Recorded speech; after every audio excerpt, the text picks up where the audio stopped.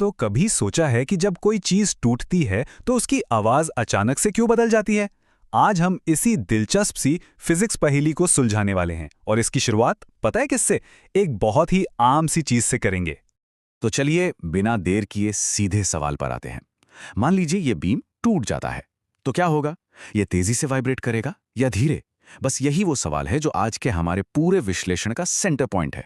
चलिए तो फिर शुरू करते हैं इस बीम की पहेली को सुलझाना। चलिए एक सिचुएशन सोचते हैं। एक रूलर है जो एक डेस्क के कोने पर रखा है और थोड़ा बाहर निकला हुआ है। जब उसको हल्के से नीचे दबाकर छोड़ते हैं तो एक धीमी सी ट्वैंग की आवाज आती है। ये तो हम सबने कभी ना कभी किया ही होगा, है ना? अच्छा, अब सोचिए कि अगर वही रूलर अचानक गलती से बीच से टूट जाए तो तब क्या होगा? उसकी आवाज में, उसके वाइब्रेशन में क्या कोई फर्क आएगा? चलिए अब इसी चीज को जरा फिजिक्स की भाषा में समझते हैं। तो हमारे पास जो ये चीज है उसे कहते हैं कैंटिलीवर बीम। इसकी अपनी एक नेचुरल फ्रीक्वेंसी यानी कंपन करने की एक खास रफ्तार होती है जिसे हम मान लेते हैं ओमेगा 1। अब जब ये टूट जाता है तो जो बचा हुआ टुकड़ा है उसकी एक नई फ्रीक्वेंसी होगी, है ना? उसे हम कहेंगे ओमेगा 2। अब इस पहेली को सुलझाने के लिए सबसे पहले ये समझना पड़ेगा कि ये नेचुरल फ्रीक्वेंसी या प्राकृतिक आवृत्ति आखिर है क्या चीज। तो सबसे पहले बात करते हैं कैंटिलीवर बीम की। ये क्या होता है?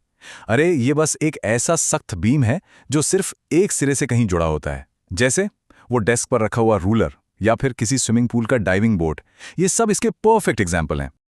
और अब आते हैं सबसे जरूरी कॉन्सेप्ट पर, नेचुरल फ्रीक्वेंसी।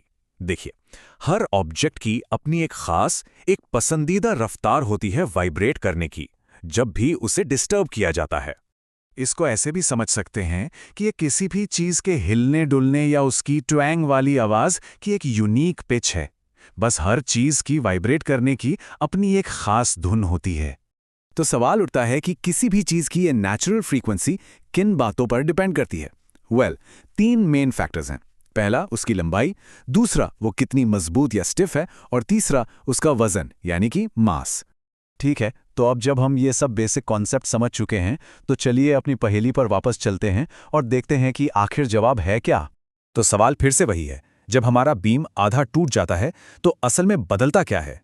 हमने अभी अभी जो फैक्टर्स देखे, लंबाई, स्टिफनेस, मास, उनका क्या होता है? चलिए यहां पर एक सीधा सीधा कंपैरिजन करते हैं। देखिए, जो पूरा बीम था वो लंबा था और ज्यादा लचीला भी था, इसलिए उसका वाइब्रेशन धीमा था और फ्रीक्वेंसी कम थी। लेकिन जब वो आधा हो गया तो उसकी लंबाई कम हो गई और वो पहले से कहीं ज्यादा स्टिफ यानी कठोर हो गया, और इसी वजह से वो बहुत तेजी से वाइब्रेट करने लगा, जिससे उसकी फ्रीक्वेंसी बढ़ गई। तो लीजिए, हमारी पहेली का सीधा और साफ जवाब मिल गया। टूटने के बाद बीम की नेचुरल फ्रीक्वेंसी बढ़ जाती है। और अगर इसे मैथ्स की भाषा में कहें तो इसका मतलब है कि जो नई फ्रीक्वेंसी है यानी ओमेगा 2, वो पुरानी वाली फ्रीक्वेंसी ओमेगा 1 से ज्यादा है। लेकिन रुकिए, कहानी यही खत्म नहीं होती।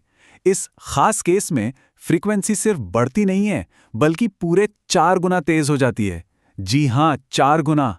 ये एक बहुत ही चौंकाने वाला लेकिन फिजिक्स के हिसाब से एकदम सही नतीजा है। तो ठीक है, ये सब तो समझ आ गया, लेकिन सवाल ये है कि ये फिजिक्स असल जिंदगी में मायने क्यों रखती है? क्योंकि ये सिर्फ रूलर या क्लासरूम की किसी प्रॉब्लम के बारे में नहीं है। असल में ये जो सिद्धांत है, ये मॉडर्न इंजीनियरिंग की बुनियाद है। नेचुरल फ्रीक्वेंसी को समझना सिर्फ किताबी ज्ञान नहीं है, बल्कि इसका असली दुनिया पर बहुत बहुत बड़ा असर पड़ता है। इंजीनियर्स को हर बड़ी चीज के लिए नेचुरल फ्रीक्वेंसी कैलकुलेट करनी पड़ती है। सोचिए जरा, ऊंची ऊंची बिल्डिंग्स, लंबे लंबे पुल, हवाई जहाज के पंख, यहां तक कि गाड़ियों के सस्पेंशन के लिए भी। इन सभी जगहों पर वाइब्रेशन को कंट्रोल करना सेफ्टी और डिजाइन का सबसे जरूरी हिस्सा है। क्योंकि अगर वाइब्रेशन कंट्रोल से बाहर हो जाए तो वो बहुत विनाशकारी हो सकता है। अगर कभी ऐसा हो कि किसी बाहरी ताकत की फ्रीक्वेंसी किसी स्ट्रक्चर की नेचुरल फ्रीक्वेंसी से मैच कर जाए तो एक घटना होती है जिसे रेजोनेंस कहते हैं, और ये रेजोनेंस वाइब्रेशन को इतना ज्यादा बढ़ा सकता है कि पूरा का पूरा स्ट्रक्चर तबाह हो सकता है। इसीलिए फ्रीक्वेंसी को समझना हमें ऐसी बड़ी बड़ी आपदाओं से बचाता है। और ये सब हमें एक आखिरी और बहुत दिलचस्प सवाल पर लाकर छोड़ देता है। अगर एक बीम को छोटा करने से उसका वाइब्रेशन तेज हो जाता है, तो फिर इंजीनियर्स इतने बड़े बड़े स्ट्रक्चर्स में, जिन्हें छोटा तो किया नहीं जा सकता, उनमें वाइब्रेशन को आखिर कंट्रोल करते कैसे हैं?